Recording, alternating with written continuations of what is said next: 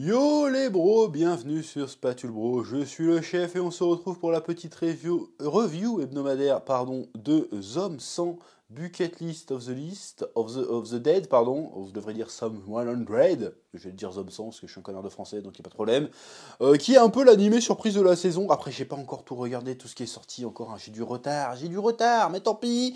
Épisode 5 du coup qui s'est un peu fait attendre, alors je sais pas pourquoi les deux derniers épisodes ont été un petit peu décalés, je crois qu'il y a eu des différents événements au Japon qui ont fait que ça soit décalé un petit peu, mais bon bref c'est pas grave. Je crois qu'il y a un épisode c'était un retard de production, et celui-là c'est parce qu'il y avait autre chose à la place dans sa tranche horaire je crois, enfin bref. Donc un nouvel épisode encore une fois extrêmement sympathique, vraiment très très bonne surprise, je pense que la review va être assez courte en réalité. Mais franchement j'ai kiffé, il y a une bonne vibe dans cet animé, et je m'attendais pas à qu'il y ait une vibe épique.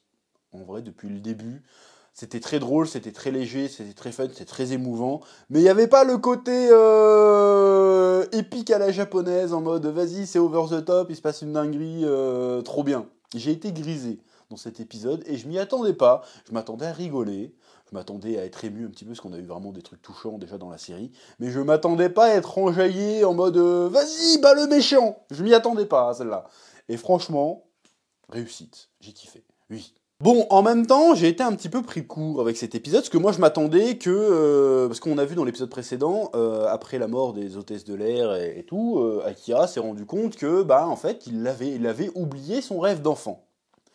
Et donc je me t'ai dit, bon, bah maintenant ça va être un peu le sujet de la série, il va devoir trouver le sens de sa vie, et quel rêve il veut réaliser. C'est quoi son rêve d'enfant? Et en fait, on a la réponse directement, en tout cas pour le moment, peut-être que c'est une réponse temporaire et qu'il va y revenir dessus après, je ne sais pas. Et on a la réponse tout de suite dans l'épisode d'après, et en fait, il se souvient par un rêve que quand il était enfant, son rêve ultime, c'était de devenir un super-héros.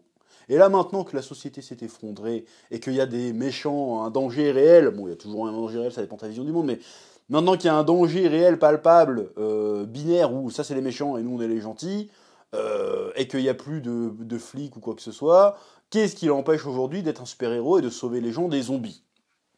Et donc, il va à fond dans son délire, il dit ouais, je vais aller dans l'aquarium prendre une tenue, une combinaison anti-requin, et je vais me bidouiller mon costume de super-héros, et je vais aller sauver les gens de zombies. Et c'est ce qu'il fait du coup.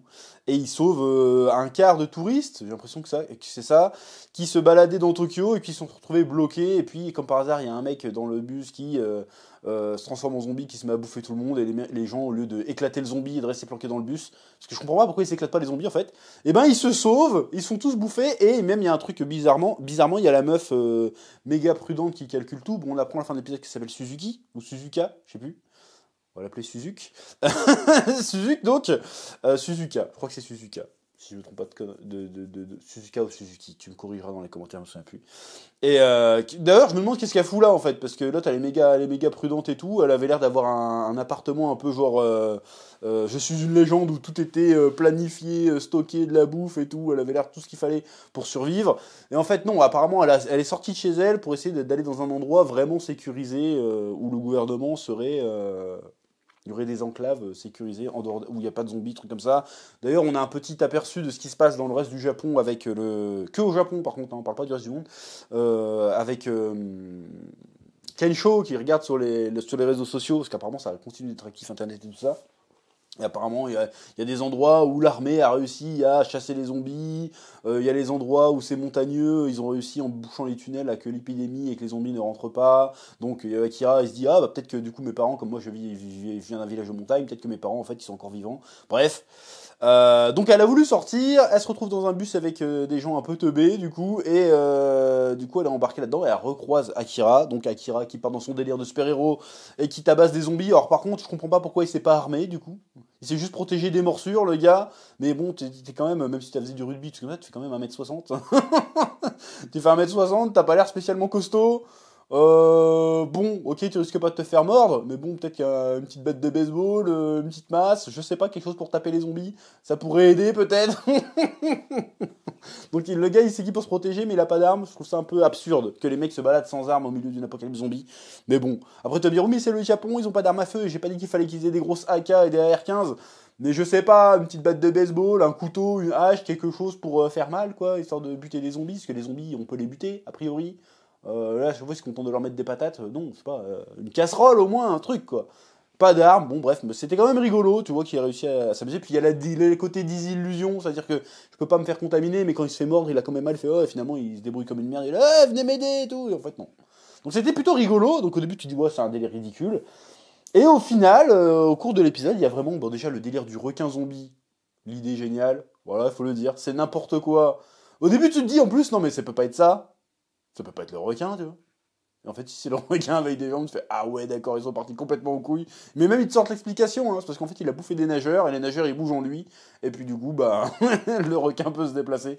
C'est n'importe quoi. Et puis il y a tout le côté quand il se bat contre le requin, c'est débile. J'ai même pas compris leur stratégie. C'est quoi le requin apparemment a des ampoules pour détecter les champs magnétiques. Donc du coup, si on lui met une grosse patate sur le museau et qu'en plus on a de quoi le surcharger en électromagnétisme, et ben du coup on peut le mettre KO. Je fais, ah d'accord. Elle dit juste qu'il lui a mis une super patate. Va pas essayer de lui mettre une explication scientifique, parce que là, ça devient débile. Alors, elle est peut-être correcte, hein. Donc, il prend des piles dans sa main, il met une grosse patate au requin, et le requin s'effondre. Alors, on part quand même d'un requin qui doit faire 300 kilos, qui lui fonce dessus à pleine vitesse, et l'autre, tu lui mets une patate, et ça marche, quoi. C'est un dessin animé, hein, d'accord. Mais là, c'est un petit peu abusé. Mais toute la mise en scène en mode vas-y, super héroïque et tout, ça a marché, j'ai eu des frissons. Surtout le moment où il arme son poing et il balance le poing, et là, tu vois quand il est petit, j'ai fait ah, là, c'est de la mise en scène que j'aime bien, là, il y a de l'émotion, ça devient nostalgique, ça devient incroyable. C'était beau, c'est un très bel épisode, j'ai kiffé. Comment en plus il arrive à draguer la meuf sans vous faire exprès à la fin, elle fait mais pourquoi tu sauves les gens et tout, c'est absurde, il fait oui mais maintenant toi aussi t'es une personne chère à mes yeux, et puis elle fait oh du coup je te donne mon WhatsApp. C'est con, mais ça fonctionne, j'ai rigolé, j'ai été ému, j'ai eu des frissons dans l'épisode, voilà, cette série est incroyable. Je n'ai toujours pas regardé le live action qui est sorti sur Netflix. Bon, apparemment, il est pas si terrible que ça comparé à l'animé, mais j'ai pas envie de me spoiler, je sais pas jusqu'où il va le film, hein, je sais pas s'il couvre tout le manga ou quoi que ce soit, donc je vais continuer à lire l'animé et peut-être même m'intéresser au manga incessamment sous peu, parce que franchement, chaque épisode pour l'instant c'est la régalade, donc si vous ne connaissez pas encore Zom 100, eh ben, allez-y, c'est sur Crunchyroll, et c'est vachement bien. Voilà, c'est tout ce que j'ai à dire pour cette semaine.